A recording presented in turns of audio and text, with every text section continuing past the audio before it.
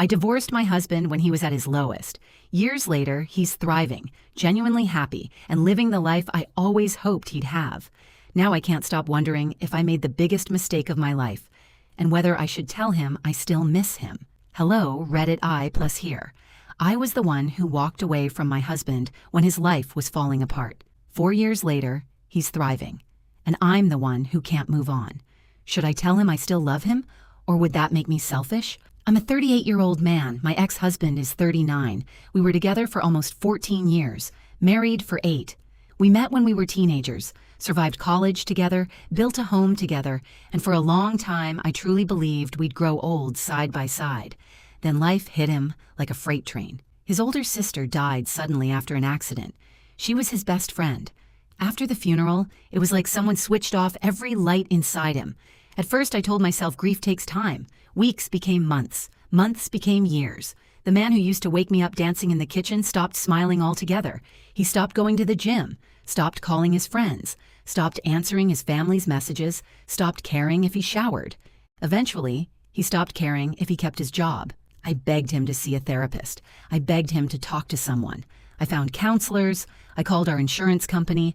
I even sat beside him while making appointments. He canceled every single one.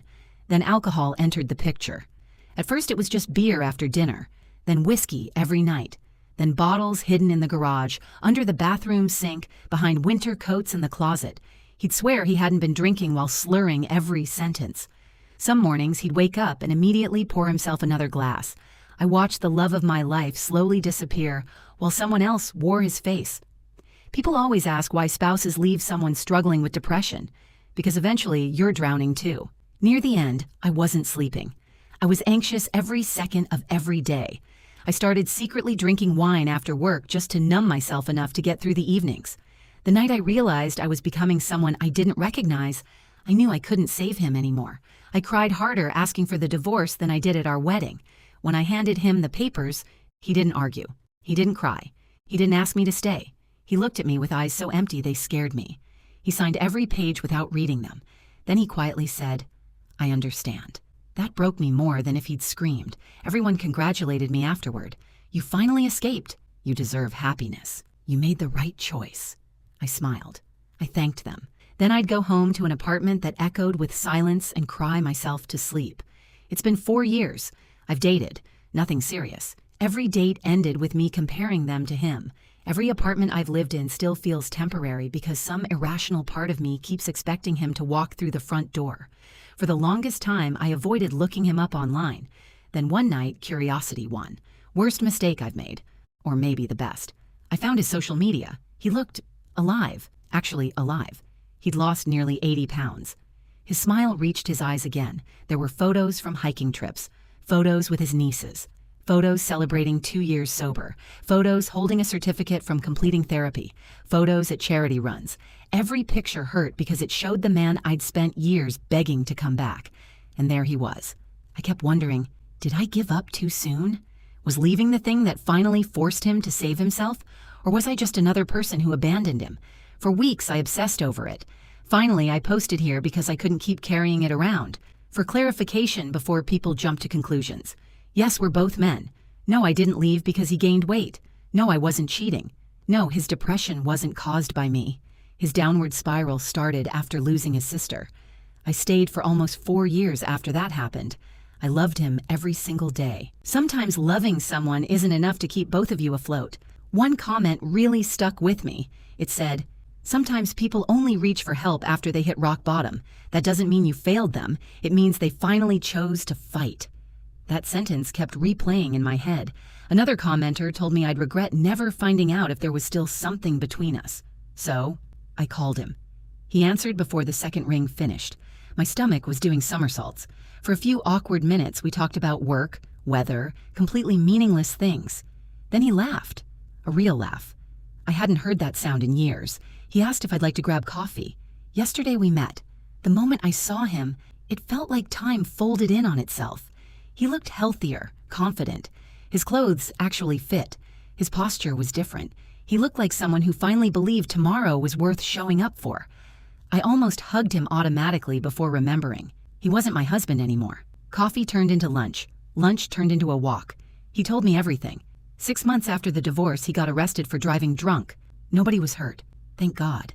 Sitting alone in a jail cell scared him more than anything ever had. The next morning, he checked himself into rehab. After rehab came therapy, then medication, then support groups, then exercise, then rebuilding every single part of his life. He looked me straight in the eyes and said something I'll never forget. I finally realized nobody could rescue me until I wanted rescuing. I couldn't stop crying. Not because I was sad, because I was unbelievably proud of him. Then I apologized. I told him I'd always felt guilty for leaving. He shook his head immediately. No, you didn't abandon me. You refused to drown beside me.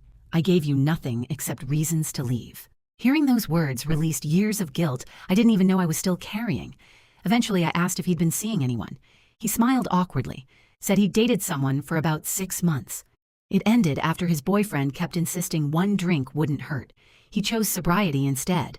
I don't know why, but hearing that made me admire him even more. As the sun started setting, we sat on a bench overlooking the river. I couldn't keep pretending anymore. I told him everything, that I never stopped loving him, that no relationship since had ever come close, that if he believed there was even the smallest chance, I'd like to start over. Not continue where we left off, start completely over, slowly, therapy together, honesty. No pretending either of us could fix the other. He stayed quiet for so long, I thought I'd destroyed everything. Finally, he spoke. I still have depression.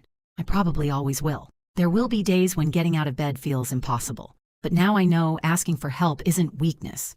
I'll never make you carry me alone again. If you can accept that, I'd like another chance too. I honestly don't remember standing up. I just remember suddenly being in his arms. He kissed my forehead, not my lips, just my forehead. Somehow that meant even more. Before leaving, he reached for my hand. For the first time in 4 years, our fingers intertwined. It felt like coming home. Last night, we stayed up until 2 in the morning texting. He's already planning our first official date. He refuses to tell me where we're going because apparently he wants to impress me properly this time. He's such an idiot. The same lovable idiot I fell for all those years ago. Now comes the difficult part. Explaining this to my family and friends. Most of them watched me fall apart during the divorce. Some of them hated him for what he put me through. They're probably going to think I've lost my mind. Maybe I have. But for the first time in years, I'm excited about the future. Final update, about 6 months later. A lot of people asked for another update, so here it is. We didn't rush back into marriage. We didn't move in together. We started with 1 date a week, then weekends together, then couples counseling before we ever discussed labels. Our therapist made us talk about everything we'd buried, the resentment, the fear, the loneliness, the guilt. It was exhausting. It was also the healthiest thing we've ever done. He's still sober. 3 years now. He still goes to therapy every week. He still takes his medication. He even lets me ask difficult questions when I notice he's withdrawing instead of pretending everything is fine. And I've learned something too. Loving someone doesn't mean sacrificing your own mental health. Supporting someone doesn't mean becoming their therapist. Healthy love requires 2 people who are both willing to fight. Last weekend, he surprised me by taking me back to the tiny park where we had our first kiss as teenagers. He got down on 1 knee, not with an engagement ring, with the plain silver wedding band I'd slipped onto his finger years ago, the one he'd quietly kept in a drawer all this time. He smiled that same genuine smile I'd first seen in those online photos and asked, "Would you be willing to let me earn wearing this again someday?" I started crying before I could answer. This time, they weren't tears of heartbreak. They were tears from finally believing that sometimes love doesn't fail. Sometimes it just has to survive long enough for both people to become healthy enough to hold it again.